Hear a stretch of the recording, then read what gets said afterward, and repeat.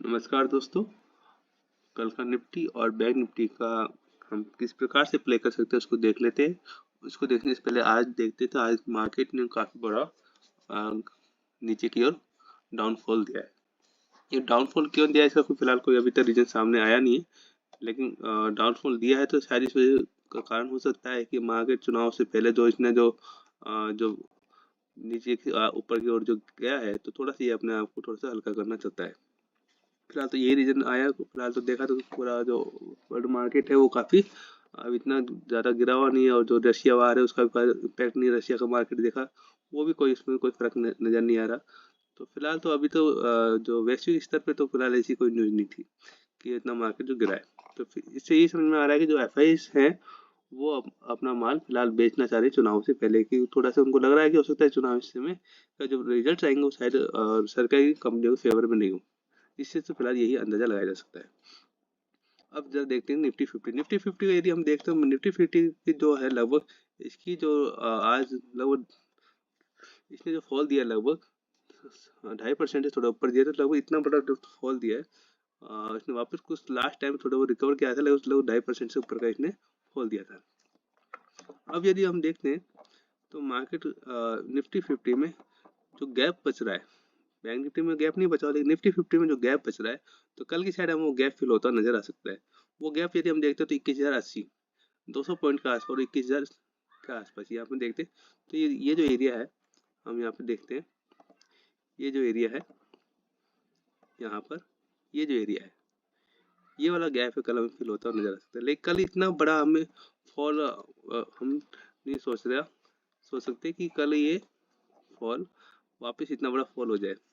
हाँ, यदि ये 21,000 को सस्टेन नहीं कर पाता है तो फिर हमें हो सकता है आने वाले समय में ये जो गैप है, ये 20,000 के आसपास वाला गैप है, ये हमें फील होता हुआ नजर आ सकता है। कल यदि इसको कल किसी हालत में 21,000 को इसको सस्टेन करना चाहिए। अगर 21,000 को सस्टेन नहीं करता तो यहाँ पे ये जो एरिया है देखिए इस कैंडल का 20,750 का ये जो एरिया है इसको भी टच कर सकता है। तो इसी अकॉर्डिंग हम थोड़ा सा इस पे अपना सपोर्ट रेजिस्टेंस को ड्रॉ कर लेते हैं। तो फर्स्ट हमारा जो सपोर्ट होगा वो 21,070 के आसपास होगा। यदि ये इसको भी यदि होल्ड नहीं कर पाता है तो सेकंड हमारा जो सपोर्ट निकल कर आ रहा है वो लगभग निकल कर आ रहा है हमारे पास 21,850 और 21,800। ये हमारे लिए सेकंड सपोर्ट निकल कर आ रहा है। तो कल हमारे लिए निफ्टी बैंक निफ्टी की एक्सपायरी नहीं है, तो हो सकता है कल हमें मूवमेंट मिल जाए। एक्सपायरी के दिन हमें मूवमेंट नहीं मिले क्योंकि एक्सपायरी लगभग रेंज बाउंड रखने का फिर प्रयास रह सकता है। तो एक्सपायरी के दिन हमें थोड़ा बचना पड़ेगा।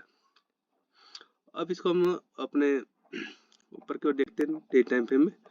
तो डे टाइम फ्रेम में देखते हैं तो हमको ये देखेंगे कि ये जो कैंडल है 18 जनवरी की, तो इसके अकॉर्डिंग हम अपना ऊपर की ओर देखेंगे। जब भी मार्केट ऊपर की ओर आएगा तो हम अपने यहाँ पर नीचे की ओर प्ले करने की कोशिश करेंगे। लगभग 21,400 के आसपास जब भी मार्केट ऊपर की साइड जाएगा तो हम नीचे की ओर प्ले करने की कोशिश करेंगे कि मार्केट खुलता है। आज की क्लोजिंग का यदि ऊपर खुलता है तो फर्स्ट हम, अगर हमें 21,400 के आसपास, यदि हम सेकंड अपॉर्चुनिटी यही मिलती है कि इधर 400 के आसपास मिलता है तो हम नीचे की ओर प्ले कर सकते हैं। यदि फर्स्ट टाइम में यदि हमें 21,300 के आसपास यदि हमें ऑप्शन मिलता है तो हम नीचे की ओर प्ले कर सकते हैं। ये एरिया 15 मिनट के टाइम पे देख लेते हैं।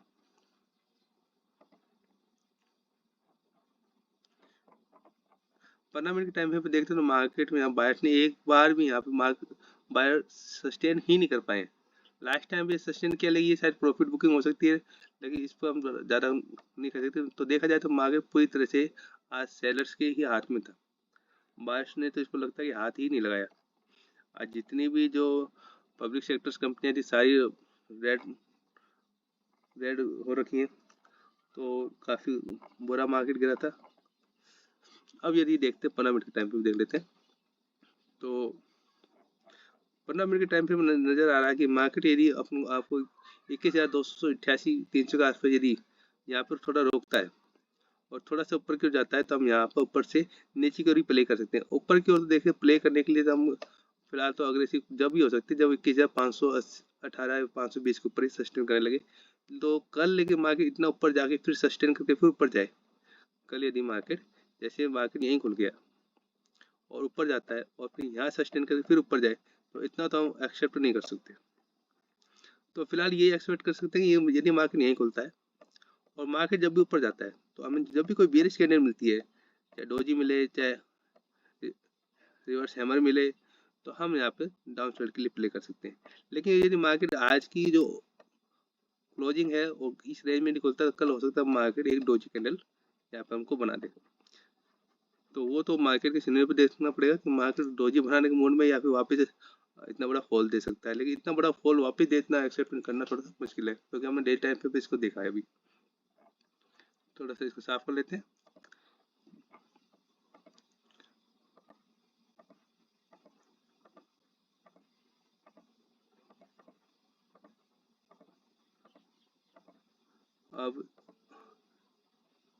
अब देखते हैं इसको।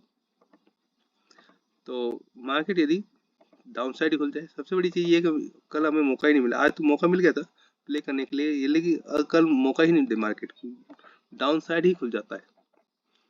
जैसे मार्केट इस रेंज के आसपास खुल जाता है, पहले ही 20,800 के आसपास इतना बड़ा गैप डाउन खुल जाता है, तो थोड़ा सा हमको वेट करना होगा। मार्केट हो सकता है एक रिवर्स दे दे, क्योंकि यहाँ पर जितने भी जो सेल करके गए हो, तो यहाँ पर हम एक प्रॉफिट बुकिंग जरूर करेंगे। तो उस प्रॉफिट बुकिंग की हम अपना फर्स्ट ट्रेड आसानी से ले सकते हैं। अगर यहाँ पे इतना बड़ा गैप डाउन खुलता है, तो फर्स्ट ट्रेड ले सकते हैं, लेकिन हम तुरंत वापस हमको लगभग 100 पॉइंट का प्रॉफिट बुक करके वापस निकलना भी होगा, क्योंकि मार्केट फिलहाल मेजर ट्रेंड उसका नेगेटिव है। यहाँ पर फिर जब भी ऊपर आपको 21,000 के आसपास यदि हमको कोई बियर्स कैंडल मिलती है, तो वापस हम नीचे को प्ले कर सकते हैं लगभग इस तरह से। यदि मार्केट यहाँ खुलता है, तो हम यहाँ पर ऊपर की साइड और वापस यहाँ से हम नीचे की साइड प्ले कर सकते हैं। तो ये हमारा कल का निफ्टी का रहेगा। बैंक निफ्टी का देख लेते हैं। बैंक निफ्टी का यदि आप देखो, तो बैंक निफ्टी में यदि सबसे पहले मैं बताना चाहूँगा, यहाँ पर थोड़ा सा वीडियो 2-4 मिनट लंबी हो सकती है, लेकिन थोड़ा सा समझाने में टाइम लगता है। तो देखें तो यहाँ पे क्या लग रहा है कि ICICI बैंक ग्रीन है? बिल्कुल नहीं। यदि देखें IDFC बैंक को देखते हैं। IDFC बैंक को यदि देखें डे टाइम पे देख लेते हैं क्या क्या है IDFC बैंक ने। देखिए गैप डाउन खुला। SBI को देख लेते हैं, रेंज में खुला और एक बार भी ये अपने आप को सस्टेन नहीं कर पाया। 15 मिनट में देख लेते हैं इसको। देखिए यहाँ पर इसने केवल ये एक कैंडल के बाद वापस नीचे रिवर्स हो गया। कोटक देख लेते हैं। कोटक ने एक लगभग अपने आप को थोड़ा सा सस्टेन करने की कोशिश करी। कोटक में नहीं था, एक्सिस बैंक, सॉरी, वो एक्सिस बैंक से अपने आप को सस्टेन करने की कोशिश किया था। हाँ, यहाँ पे देखिए ये भी कोटक भी नहीं रुक पाया। एक्सिस बैंक थोड़ा सा होल्ड करने की कोशिश कर रहा था, लेकिन वो भी कहाँ तक करता है। तो ये फर्स्ट कैंडल बनी थी, तो उसने थोड़ा सा ऊपर ले जाने की कोशिश की, लेकिन जब सारे बैंक उल्टे चले होंगे, ICICI तो बैंक ऊपर है, लेकिन अगर ICICI बैंक का रिजल्ट देखें तो पता लग रहा है कि ये गैप अप खुला, उसके बाद ये भी अपने आप को सस्टेन नहीं कर पाया। केवल एक्सिस बैंक की था जो ऊपर लेके जाने की एक बार उसने कोशिश की, लेकिन सारे बैंक जब नेगेटिव चल रहे थे, एक्सिस बैंक कुछ नहीं कर पा रहा, तो ये भी अपने रेड में ही क्लोज हुआ। तो सारे बैंक नेगेटिव सिनेरियो में ही क्लोजिंग हुए। एक्सिस देख लीजिए, कोटक, चाहे SBI, चाहे ICICI और चाहे IDFC, तो अभी सारे बैंक नेगेटिव सिनेरियो में। HDFC अपने सपोर्ट के आसपास है। अब आते हैं अपने बैंक निफ्टी के आसपास। अब बैंक निफ्टी की यदि हम देखें,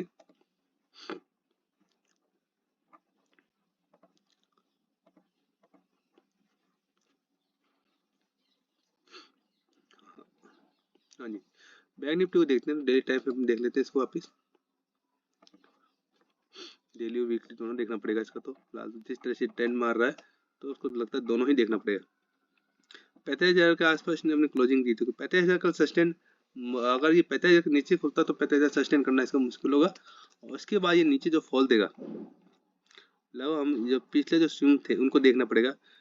12 दिसंबर का ये जो स्विंग है, और ये जो अपनी जो लास्ट यहाँ से इसने गैप अप दिया था 27 नवंबर के जो इधर से, तो लगभग इसने अपना जो गैप था पेंडिंग, वो एक ही दिन में इसने फिल कर दिया। सबसे बड़ी समस्या ये है कि पूरा गैप एक दिन में फिल कर दिया। अब नीचे के इसके लिए प्ले करने के लिए अब हम पास जगह थोड़ी संभल करनी पड़ेगी। तो नीचे की ओर जो इसको लास्ट जो इसके पास सपोर्ट मिल पा रहा है लगभग, ये है आपको इसके लगभग ये है सपोर्ट इसका 44,500। यहाँ पर हम कर लेते हैं 44,000, ये एरिया 4480 के आसपास, ये हमारा नीचे की और ये इसको भी यदि नहीं रोक पाया तो फिर हम इसके लिए एक और फॉल नीचे की ऑफसेट कर सकते हैं। लगभग ये है, फिर काफ़ी नीचे जा रहा है ये तो, लगभग 44,000, बिल्कुल लगभग ये 44,000 को ही टच करेगा फिर तो। लेकिन समझने वाली बात है, मार्केट एक दो दिन अपने आप को एक ट्रेंड दे चुका है, तो बहुत कम होता है। देखो फर्स्ट सेकंड थर्ड फोर्थ, पीछे का एरिया चार्ट देखो, फर्स्ट सेकंड थर्ड 3 दिन, फर्स्ट सेकंड थर्ड, ये फर्स्ट सेकंड थर्ड फोर्थ, ये मार्केट बहुत कम दिन है। ये तो जो था ये तो कोरोना काल का था, तो इसको छोड़ दीजिए। देखो फर्स्ट सेकंड थर्ड 3 दिन, 4 दिन, 3 दिन, फिर वापस लगातार 3 दिन, 3 दिन, ये 3 दिन और ये 3 दिन, तो मार्केट 3 दिन ट्रेंड दे चुका है। तो थोड़ा सा संभल कर काम करेंगे तो थोड़ा सा यहाँ पे हो सकता है कि हमें एक डोजी टाइप का कैंडल मिल जाए।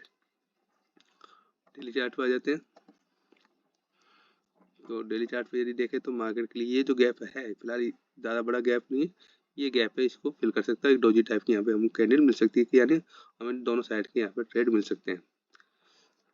अब आ जाते हैं इसके डेली चार्ट पे यदि हम देखें तो हमारे लिए कल के लिए प्ले करने के लिए देखो नेगेटिव साइड में प्ले करने का रहेगा, क्योंकि जब भी मार्केट अप साइड आएगा तो जो हमारा जो रेजिस्टेंस है वो हमारे लिए ज़्यादा महत्वपूर्ण होता है। रेजिस्टेंस हमारे लिए कहाँ पर हो सकता है, यदि हम देखें 18 जनवरी और 4 दिसंबर, तो 4 दिसंबर का यदि लो देखते हैं तो 45,483, 18 जनवरी का यदि लो देखते हैं 45,430, और इसकी जो ओपनिंग है 18 जनवरी की ओपनिंग है 45,492, और इसकी जो ओपनिंग है 45,670।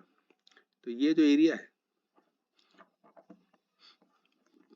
इस एरिया को हम ड्रॉ कर लेते हैं। यहाँ भी मार्केट जब भी आएगा, ये जो एरिया है, इस एरिया में हम जब भी मार्केट आएगा तो हम नीचे की ओर प्ले करने की कोशिश करेंगे। और 15 मिनट टाइम पे देख लेते हैं। 15 मिनट टाइम पे देखते हैं तो देखिए कि मार्केट जब तक इस रेंज के बीच में है तब नीचे की ओर प्ले कर सकते हैं। लेकिन देखिए अब ऑपरेटर क्या करता है, ऑपरेटर जो उसको पता है कि सबको दिख रहा है, चार्ट सबको दिख रहा है कि नेगेटिव ट्रेंड में है। अब तो रिटेलर को भी दिख रहा है, ऑपरेटर को तो पहले ही पता लग रहा था उनको गिराना है, लेकिन रिटेलर को भी दिख रहा है कि हाँ भाई, तो वो क्या करेगा, वो सोचेगा यार यहाँ खुल गया है और यहाँ पर वो अपनी पोजीशन यहाँ पे बना लेगा। मार्केट धीरे स्लो एंड स्टेडी थोड़ा ऊपर जाएगा तो यहाँ पे वही अपनी क्वांटिटी को, मार्केट ऊपर जा रहा है, ऊपर जा रहा है, अभी पता है ऊपर जा रहा है, और जब मार्केट यहाँ पर पहुंचेगा तो यहाँ पे ऑपरेटर अपना काम करना शुरू करेगा, और जो फॉल देगा तो उसको बहुत ही कम लोग पकड़ पाएंगे, क्योंकि जो रिटेलर वो यही अपना एसएल दे देकर चले जाएंगे। तो यहाँ पर हम वेट कर सकते हैं।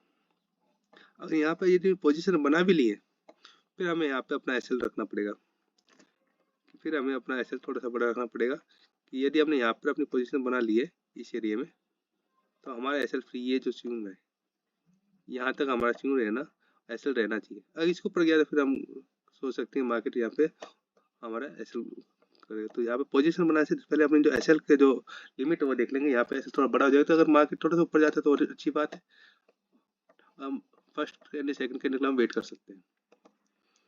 तो इस तरह से हम इसमें कल के लिए रखेंगे। तो फर्स्ट एरिया ये होगा, यहाँ पर अपने लिए रेजिस्टेंस होगा, इसके नीचे जाता है तो हम अपनी जो हमने डेली टाइम में भी देखा था उसके अकॉर्डिंग हम अपने जो टारगेट है वो ले सकते हैं। तो कल की ये रहा। थैंक यू, धन्यवाद।